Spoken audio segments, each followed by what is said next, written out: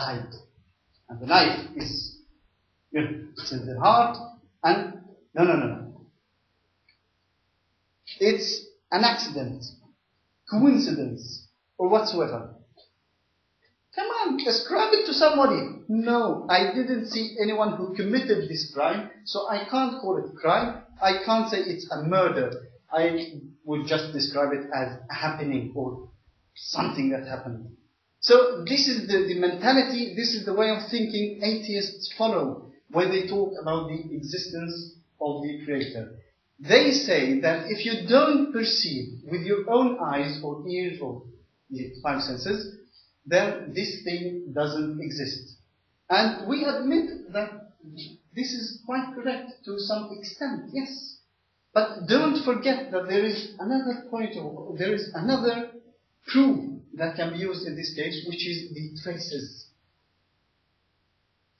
Once you follow traces, they will lead you somewhere. You see footsteps, you understand someone has walked here. You hear a car coming, you know that a car has been here. I don't have to see it. If you enter a room at this university and you see that, someone has been sarking here and destroyed some windows, you don't have to see this person. You just see the trace of the action of this person. And here we could say that atheists mix up two things.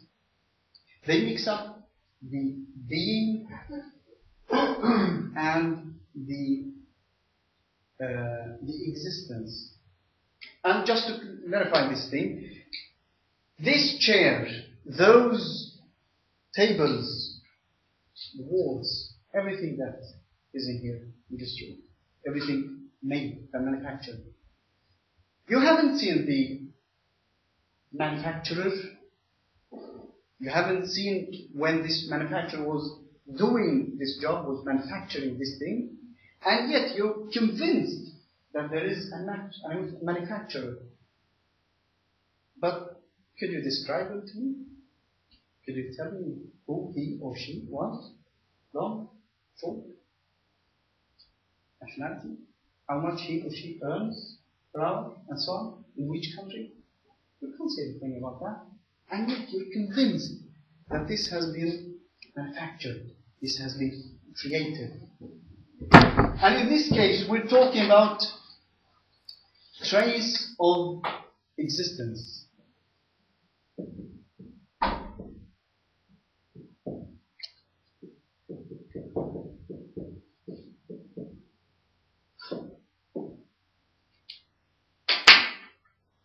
The other trace is the trace of being. If anybody would knock on the door, we would estimate in some way if this person is tall or short, if this person is strong or weak.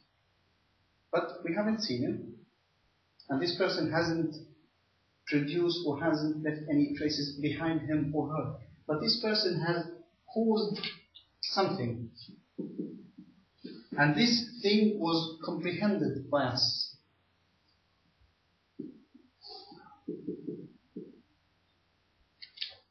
It's a direct material trace by this person. If all of you would leave this room, all of us would leave this room, and someone comes in and reads these, he would say, well, it can't be written by a child. A child can't write that thing. He would say, this can't either be written by... This can't be written by an alphabet, because alphabets can't read, and so on. So this person would conclude by seeing this writing, that someone, intellectual, hopefully, was here and wrote all of that.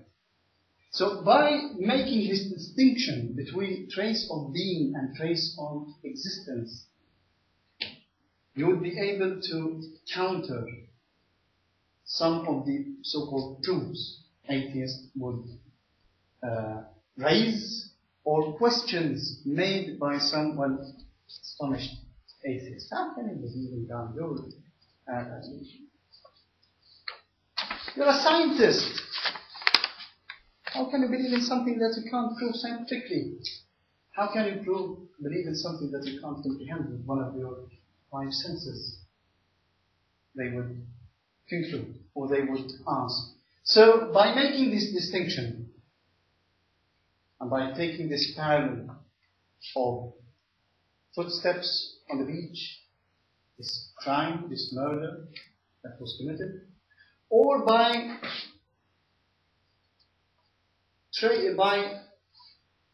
chairs, tables, it's not a fingerprint of the manufacturer. It's not something that can be ascribed to a specific individual, but we ascribe it to someone, because this doesn't happen by itself. It happens by the will of an intellectual being, a thinking person. So, what are the criteria for the creator?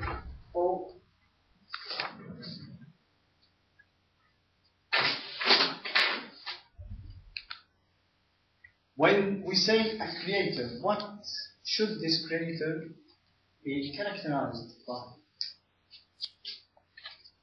First of all,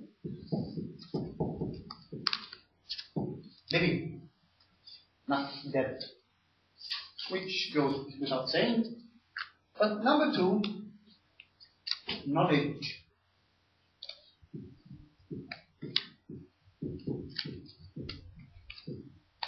And you would say, well, why is it necessary to talk about these things, the characteristics of the creator? Why do we have to talk about it?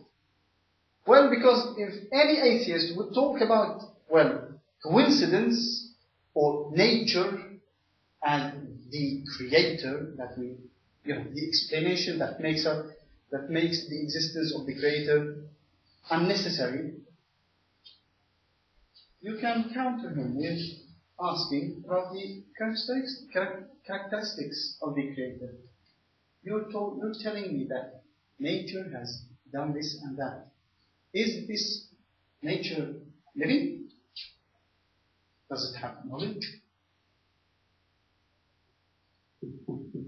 Does it have will to do anything?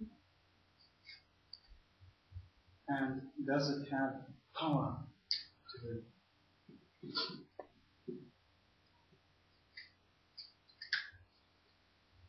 Imagine a person who is tired. He wishes to drink water, but he wouldn't be able to do that. Why not? He's living. He has knowledge about how to grasp a glass of water and bring it up to his mouth. And he has the will. He wishes, he wants, he desires, he requests to drink water. But yet, he is tied. So you have to untie him first before he can do anything. Well, if he is living, he has knowledge, and he is not tied, he is untied, but he doesn't want to drink water. So he's not going to drink water. It's very easy.